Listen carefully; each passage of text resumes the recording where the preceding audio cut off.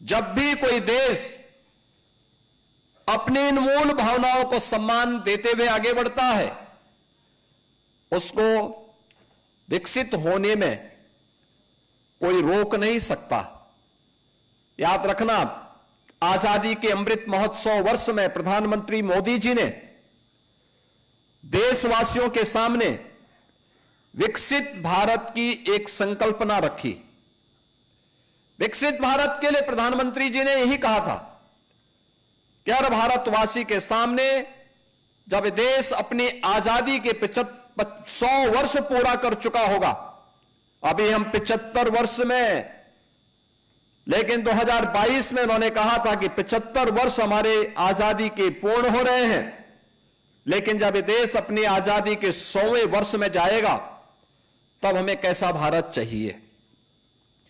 अगर हमें विकसित और आत्मनिर्भर भारत चाहिए तो इसके लिए हर भारतवासी को चाहिए कि वो उन पंच प्रणों के साथ जुड़े, जो पंच प्रण हमें हमारे दायित्वों का एहसास करा सके। ये पंच प्रण जिसमें हर व्यक्ति के लिए यह आवश्यक था कि वह गुलामी की मानसिकता से मुक्त हो। हर व्यक्ति के लिए आवश्यक था, हर व्यक्ति के लिए आवश्यक हो कि वह अपने सैनिकों का सम्मान करें। हम सब सुरक्षित इसलिए हैं, यह देश सुरक्षित इसलिए है क्योंकि माइनस टेम्परेचर में भी हमारा सैनिक देश की सीमाओं की सुरक्षा करते हुए वहां पर अडिग रूप से खड़ा है। हम रात्रि को सुरक्षित इसलिए महसूस करते हैं क्योंकि पुलिस का जवान निरंतर अपनी सेवाओं को दे रहा है। हमें यूनिफॉर्मधारी अपनी सेना, अर्धसेना, पुलिस बल के जवानों के प्रति हमारे मन में सम्मान का भाव होना चाहिए। अगर कोई एक व्यक्ति कहीं गलती करता है, उसके लिए पूरी व्यवस्था को कोसा नहीं जाना चाहिए। गलती का परिमार्जन करने का अवसर उन्हें देना चाहिए, और अगर कोई तब भी बार बार गलती करता है तो उसका परिमार्जन का अवसर उन्हें देते हुए उन्हें इस पर प्रभावी कदम उठाने के लिए कहना चाहिए। लेकिन हम उसके लिए पूरे सिस्टम को दोषी नहीं ठहरा सकते। अक्सर होता क्या है, हम लोग इन चीजों के लिए लोगों को कोसते हैं। अक्सर होता है कि अपने स्वयं के स्वार्थ के लिए हम लोग सामाजिक विद्वेष की खाई को चौड़ा करने का प्रयास करते हैं। एकता और एकात्मता के लिए जो प्रयास होने चाहिए, जो हमारा दायित्व भी होना चाहिए, यह हमारी एक नैतिक संवैधानिक दायित्व भी है और राष्ट्रीय दायित्व भी कि हम समाज की एकता और एकात्मता के लिए कार्य करें। यह भी उन पंच प्रण का हिस्सा होना चाहिए। हम अपनी विरासत का सम्मान करें। विरासत का सम्मान, भारत जैसे प्राचीन देश में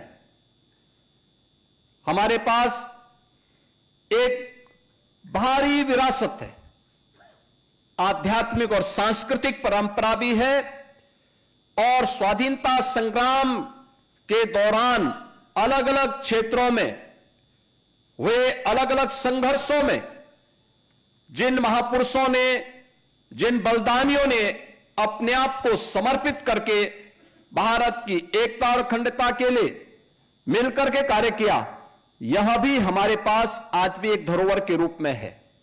और अंत में नागरिक कर्तव्य, जो जिस क्षेत्र में कार्य कर रहा है वह ईमानदारी के साथ अपने कर्तव्यों का निर्वहन करे।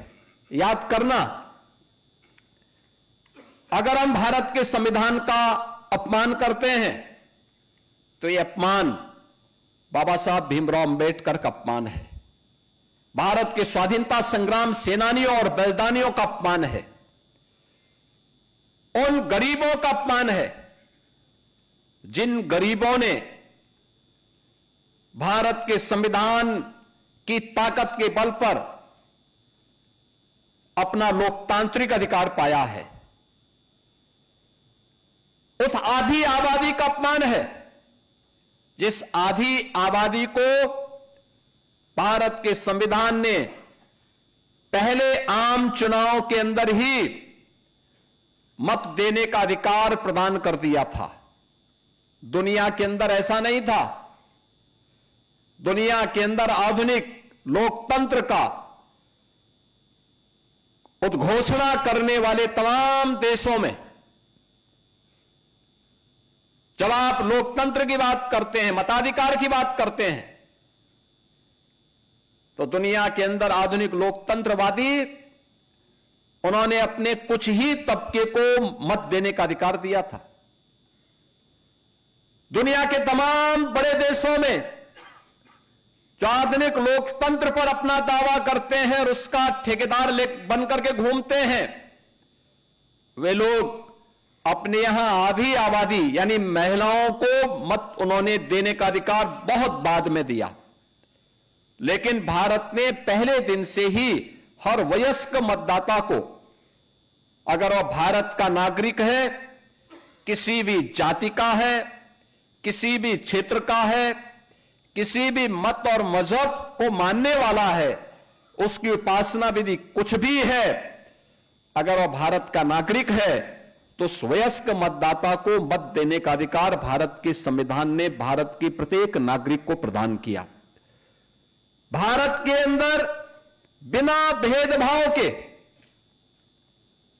संविधान लागू होने के साथ ही सामाजिक रूप से अस्पृश्य कहे जाने वाले दलित समाज के लिए, जनजातीय समाज के लिए आरक्षण की व्यवस्था भी भारत के संविधान ने दी और उनको यह अधिकार समाज की मुख्य धारा के साथ जोड़ने और सामाजिक समता के निर्माण में उनकी भूमिका का निर्वहन किया जा सके, इस दृष्टि से एक बड़ा क्रांतिकारी अभियान ये भारत के संविधान ने भारत के प्रत्येक अनुसूचित जाति जनजाति के नागरिक को प्रदान किया।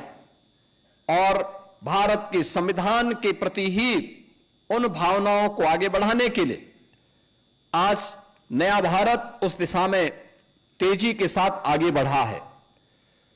कर्तव्यों के निर्वहन की बात, उसमें नागरिक कर्तव्य वहीं पे आता है, यानी विरासत का सम्मान से लेकर के गुलामी की मानसिकता को समाप्त करना, सैनिकों को और वर्दीधारी फोर्स का सम्मान देने के साथ ही सामाजिक एकता और समता के लिए कार्य करने के साथ ही नागरिक कर्तव्य हमारे लिए उतना ही महत्वपूर्ण है। जहां भक्ति है हर शब्द में, कथाओं में छुपे हैं दिव्य रहस्य और ज्योतिष देता है जीवन को दिशा। धर्म से जुड़ी हर बातों को जानने के लिए हमारे चैनल स्तुति को सब्सक्राइब करें। चैनल पर जाने के लिए इस लिंक पर क्लिक करें।